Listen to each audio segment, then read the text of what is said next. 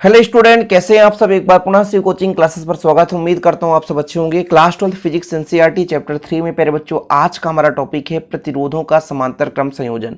इसके पहले जो हमने एक वीडियोज प्रोवाइड किया था उसमें हमने समझाया था आपको प्रतिरोधों का श्रेणी क्रम संयोजन, और आज के इस लेक्चर में आपको समझना है प्रतिरोधों का समांतर क्रम संयोजन। तो देखिए प्यारे बच्चों, आपको डायग्राम कैसे बनाना है।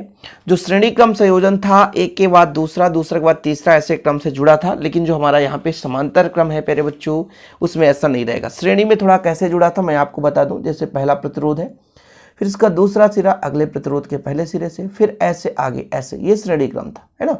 कैसे जानेंगे कि श्रेणी क्रम और समांतर क्रम है ये डिफरेंस प्यारे बच्चों।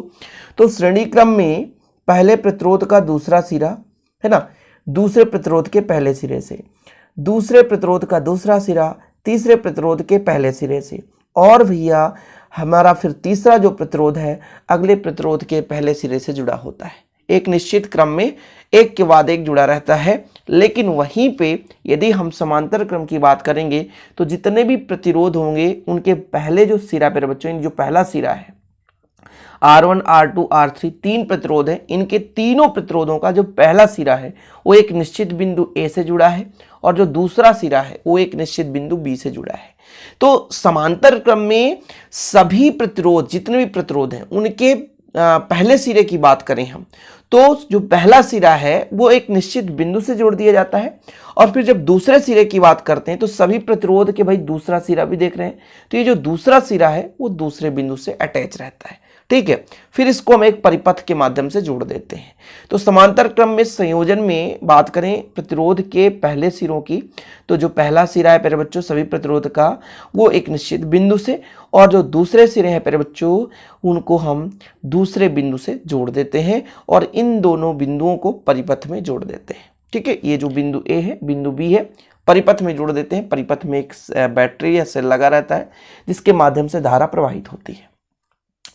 अब यहां पर धारा जब बहेगा प्यारे बच्चों, जैसे हम बात करते हैं ये जो धारा जा रहा है, यहां से हमारा एक बैटरी लगा हुआ है ना, यहां से धारा जा रहा है, तो ये धारा तीन भागों में बढ़ जा रहा है।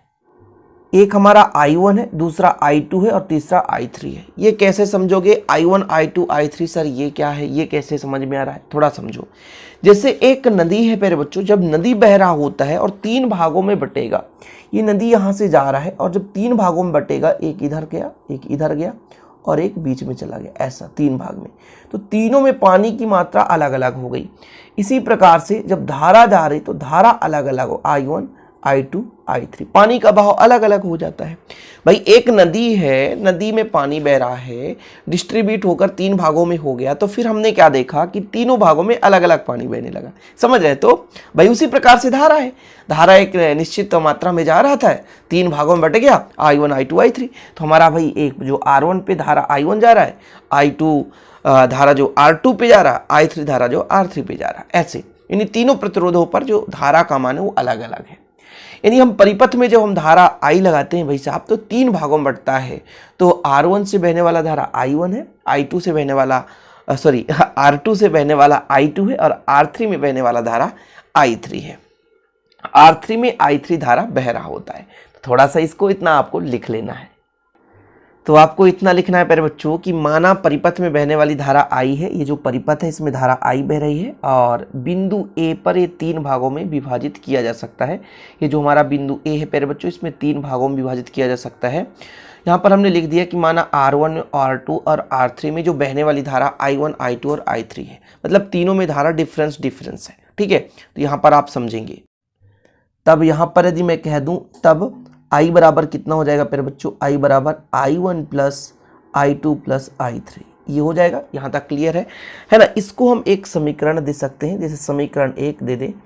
अब यदि देखा जाए कि इन प्रतिरोधों के सिरों के बीच विभवांतर कितना है, तो जो A और B के बीच का विभवांतर होगा वही R1 का विभवांतर होगा, वही R2 का विभवांतर होगा, वही R3 का विभवांतर होगा, मतलब तीनों का विभवांतर समान होगा। यानी प्रत्येक प्रतिरोधों के सिरों के बीच जो विभवांतर है V होगा। तो यहाँ पर मैं लिख सकता हूँ कि प्रत्येक प्रतिरोधों के, प्रत्येक, थोड़ा सा डिस्टर्ब हो गया, प्रतिरोध पहले लिख दिया, चलिए कोई बात नहीं। प्रत्येक प्रतिरोधों के सिरों के बीच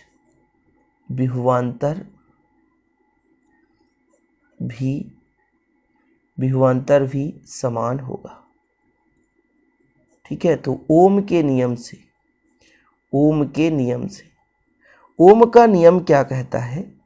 ओम का नियम कहता है चूंकि V बराबर आई आर होता है तो I बराबर V बट्टा आर हो जाएगा, यानी V बट्टा आर वन।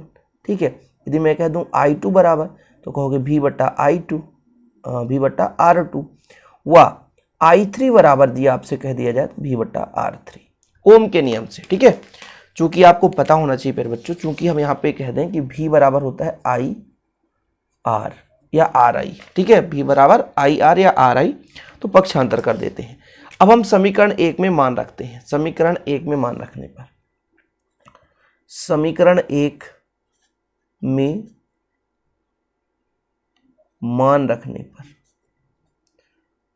रखने पर रख दो जरा, तो I बराबर कितना हो जाएगा?